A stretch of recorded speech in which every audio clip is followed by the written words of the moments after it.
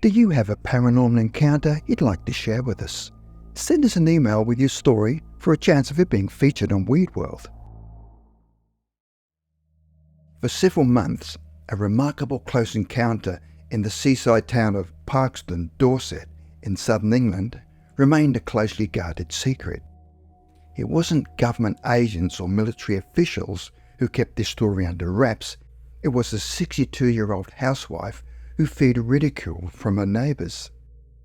The case might never have come to light had it not been for the most unlikely of catalysts, a movie theatre's promotional campaign for close encounters of the third kind.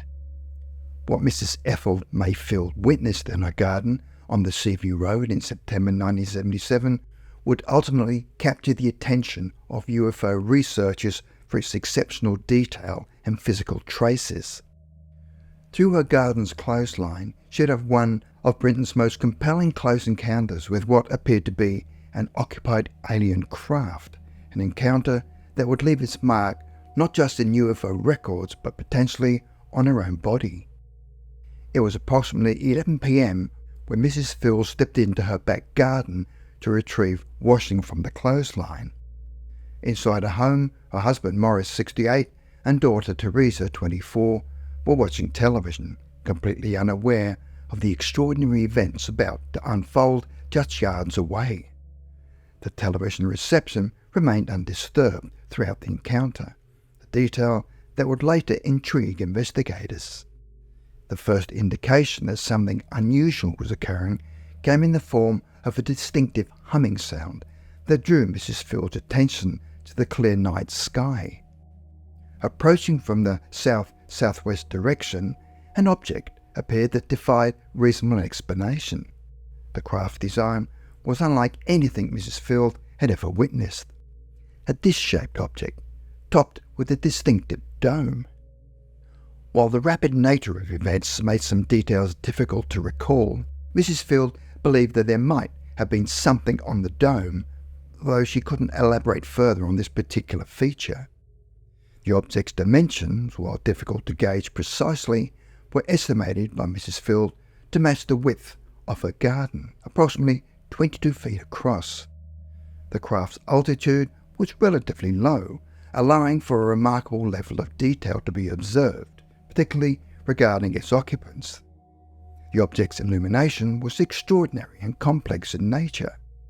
The main body emitted a distinctive greyish glow, while the perimeter of the disk produced a brighter bluish-yellow light that beamed downward, creating what Mrs. Field would later describe as an umbrella shape. Curiously, despite their intense brightness, these beams did not appear to illuminate the ground below. Another puzzling detail was what Mrs. Field described as a patterned effect visible beneath the object, though the precise nature of this pattern remained unclear in her recollection. Perhaps the most extraordinary aspect of the encounter was the clear visibility of the craft's occupants. The dome featured 2 windows, each extending approximately 2/3 of the dome's height and spanning 1/4 of its circumference.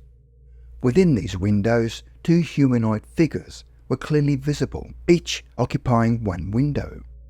These entities appeared to be of normal human proportions and wore form-fitting silver suits complemented by matching headgear that covered all but their faces. Mrs. Field noted that the headwear appeared to be separate from the suits, detecting what seemed to be a collar, and featured a distinctive point at the forehead. Their facial features were described as slender, and while Mrs. Field couldn't be entirely certain of their gender, she had the distinct impression that both entities were male.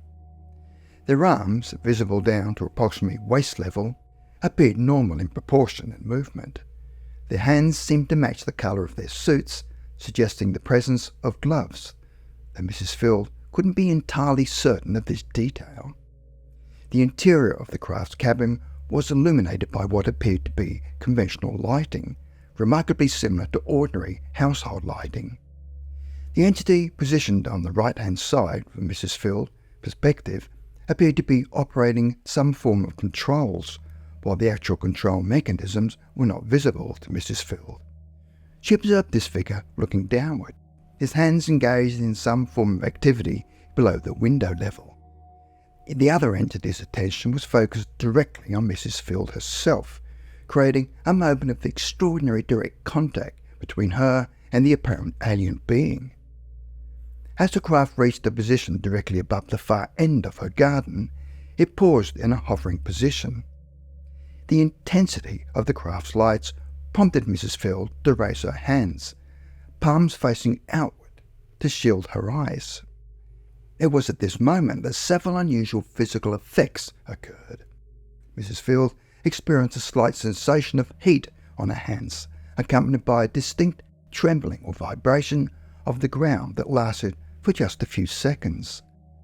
The sensation was so pronounced that she initially feared an earthquake might be occurring, and she expected to see neighbours emerging from their homes in alarm. Remarkably, no one else in the vicinity seemed to notice anything unusual. The encounter took an even more dramatic turn when the entity observing Mrs. Field shifted its position slightly and made a distinct downward pointing gesture with his right hand. Mrs. Field interpreted this as an indication of the craft's intention to land. Finding herself alone in this extraordinary situation, and now thoroughly alarmed, she turned and fled toward her house. At the doorway, she paused briefly to look back, just in time to witness the object departing at high speed in a northwesterly direction. The entire encounter, from first sighting to the object's departure, lasted no more than 20 to 30 seconds. Upon rushing inside, Mrs. Field immediately attempted to share her experience with her husband and daughter, who were still watching television. The reaction was one of skepticism and amusement. When Mrs. Field expressed her intention to contact the local newspaper about her sighting, her daughter Teresa strongly discouraged her, fearing the family would face ridicule from the community. As a result, this remarkable encounter would remain unreported for months. The story might have remained untold had it not been for an unusual circumstance. The local government cinema in Bournemouth, preparing for the premiere of Steven Spielberg's Close Encounters of the Third Kind, organised a promotional event seeking local residents who had experienced UFO phenomena to attend the film's opening night. It was this opportunity that finally prompted Mrs. Field to break her silence, sending a written report to UFO investigator Leslie Harris, who had been tasked with evaluating the credibility of submitted accounts. Harris, recognising the potential significance of Mrs. Field's account, conducted 2 detailed investigations of the case.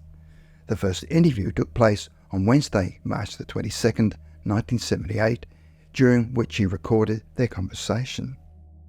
A follow-up visit on Thursday, April the 6th, served to clarify certain points and document the location photographically.